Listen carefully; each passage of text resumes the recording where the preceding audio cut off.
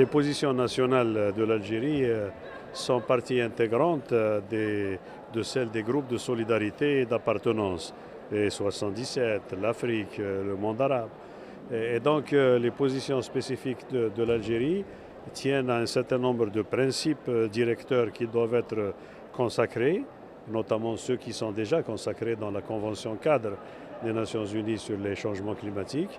Ils tiennent également au fait qu'il fallait à tout prix qu'il y ait un équilibre entre les composantes en termes d'objectifs stratégiques, c'est-à-dire l'atténuation et l'adaptation. Il tient également en cette flexibilité qui fait que tous les 5 ans, il sera possible de réévaluer l'état d'application et de voir la concordance entre les moyens qui ont été développés à l'interne et les moyens qui auront été également engagés par la communauté internationale. Sur le financement, il y a également des confirmations de ce qui a été acquis à Cancun, à Copenhague, les 100 milliards de dollars par an à partir de l'an 2000 comme plancher et non pas comme objectif, a été également réaffirmé, en même temps qu'un certain nombre de moyens de mise en œuvre. Donc globalement, il s'agit d'un accord, le premier du genre, qui contient des avancées considérables. Personne ne peut y trouver naturellement 100% de ses préoccupations, mais il faut bien se dire que dans ce genre de situation, plus nous engageons les pays développés sur ce terrain qui est vital pour tout un chacun, plus nous avons des chances de relancer le dialogue Nord-Sud en faveur de la mise en œuvre des 17 objectifs de développement durable que l'Assemblée générale des Nations unies a adoptés en septembre dernier.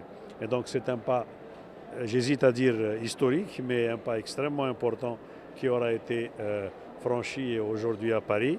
Pourquoi je ne dis pas historique? C'est parce que c'est la mise en œuvre qui importe plus que les avancées, les percées conceptuelles et les percées en termes d'arrangement réalisés ici. وفي الواقع إنجاز ذو أبعاد كثيرة في غاية الأهمية. نستطيع القول أنه إنجاز ذو مغزى وبعد تاريخي، سيما إذا توصلنا من خلال التعاون الدولي من أجل التنمية بتوفير كل الإمكانيات التي وعدنا كبلدان سائرة في طريق النمو بتوفيرها للدول العالم الثالث. أما فيما يتعلق بموقف الجزائر فهو يتطابق كلية مع مواقف المجموعات التي ننتمي إليها، سواء تعلق الأمر بمجموعة 77، المجموعة الإفريقية، المجموعة العربية، مجموعة الدول المصدرة للمحروقات. فأعتقد أن التوافقات التي كرست في هذه الوثيقة هي توافقات مبنية على حلول وسطى، مبنية على حلول تتسم بالأخذ والعطاء.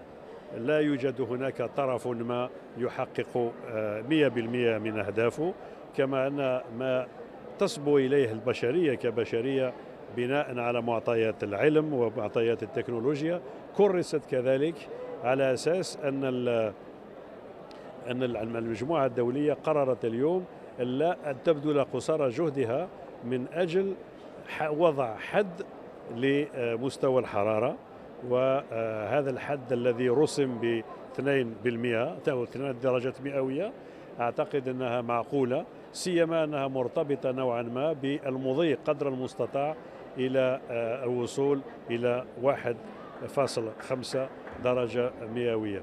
أعتقد أن الإنجاز إنجاز كبير وكبير جدا، بحيث يجعل التعاون الدولي من أجل التنمية استرجع قوته نوعا ما، وأن الدول الشمال استرجعت نوعا ما التزامها بالأخذ والعطاء في تعاملها مع المشاكل الأساسية والوجودية للبشرية.